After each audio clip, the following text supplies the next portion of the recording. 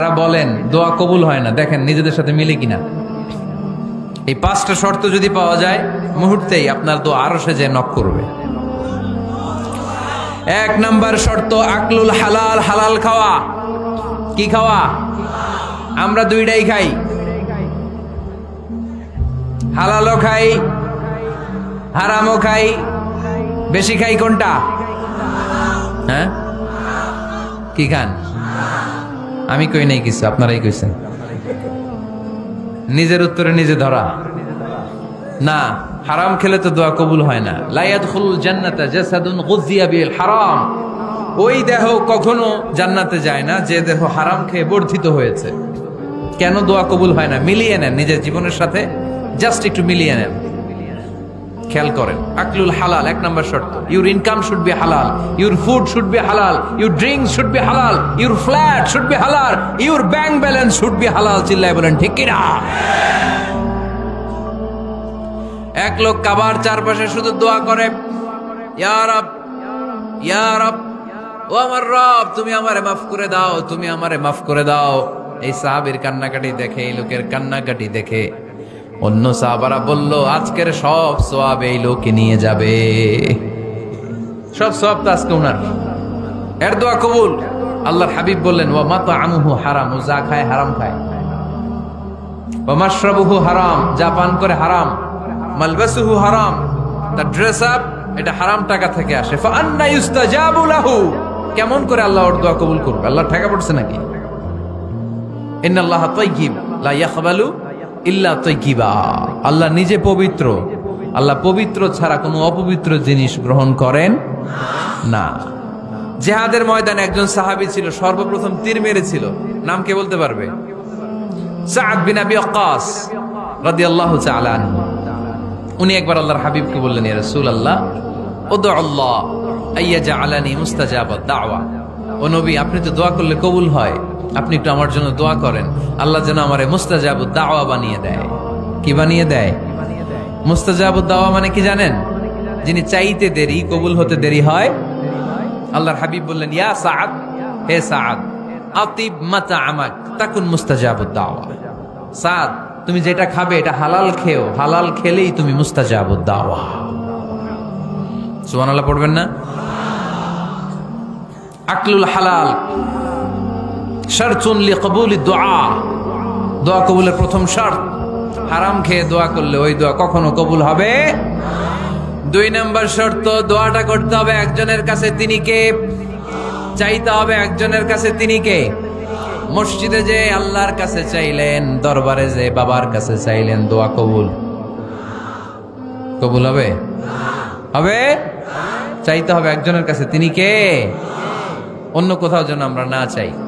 মাজারে যে যাওয়া যায় না, মাজার জিয়ারতের জন্য যাবেন, যে সালাম দিবেন, নিজের জন্য দোয়া করবেন, কবরে শুয়ে থাকা লোকটার জন্য দোয়া করবেন। ওখানে কিছু চাওয়া যাবে? চাইবেন কার কাছে? দুইটা গেল শর্ত। তিন নাম্বার, ইয়াকিন থাকতে হবে যে আমার দোয়াটা কবুল হচ্ছে।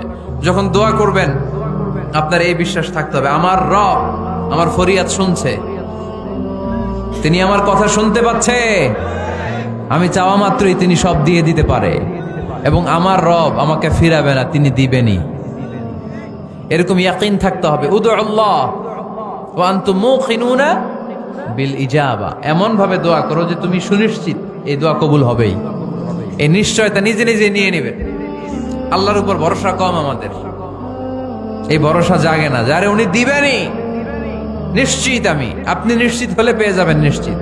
আপনার মধ্যে যদি সন্দেহ, হায় রে কবুল হয় না, না হয়, ওই দোয়া জীবনও কবুল হবে না। ঠিক কিনা?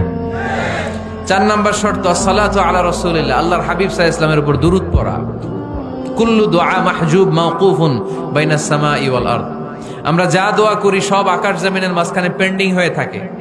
মা লাম ইউসাল্লা আলাইহি, আল্লাহর হাবিব বললেন, যতক্ষণ না আমার উপর দুরূদ শরীফ পড়া হয়। আওয়াজ করে সবাই পড়েন, সাল্লাল্লাহু আলাইহি ওয়াসাল্লাম। আল্লাহর হাবিব সাল্লাল্লাহু আলাইহি সাল্লামের উপর দুরূদ না পড়লে ওই দোয়া কঠিন কালে আল্লাহ কবুল করেন। আকাশ জমিনের মাঝখানে পেন্ডিং। মেসেজ করেছেন আপনার বন্ধুকে, আপনার মোবাইলে টাকা নাই, মেসেজটা কি হয়ে থাকে? পেন্ডিং, তাই না? যখনই টাকা ঢুকাবেন সাথে সাথে সেন্ট, আপনার সব দোয়া পেন্ডিং হয়ে আছে আকাশ, আজকে দুরুদ করে দিবেন, সব সেন্ট মুআল্লাক, সব ঝুলে থাকে। মাহজুবুন মুআল্লাকুন বাইনাস সামাই ওয়াল আরদ। মনে থাকবে ভাইরা। 5 নাম্বার সর্বশেষ শর্ত হলো মুওয়াফাকাতুদ দুআই বিদ-দাওয়াব। শুধু দোয়ায় কাজ হয় না, দোয়ার সাথে মাঝে মাঝে দাওয়ারও দরকার আছে না নাই? দোয়াও লাগবে, দাওয়াও লাগবে, ঠিক কিনা? আপনার ছেলের জন্য আপনি দোয়া চাইতে আসলেন, হুজুর দোয়া করেন। অনেকে কলম নিয়ে আসে আমাদের কাছে, কলম। আমি ভাবছি আমারে গিফট করবে, পরে কয় না, গিফট না, ফু দিয়ে দেন।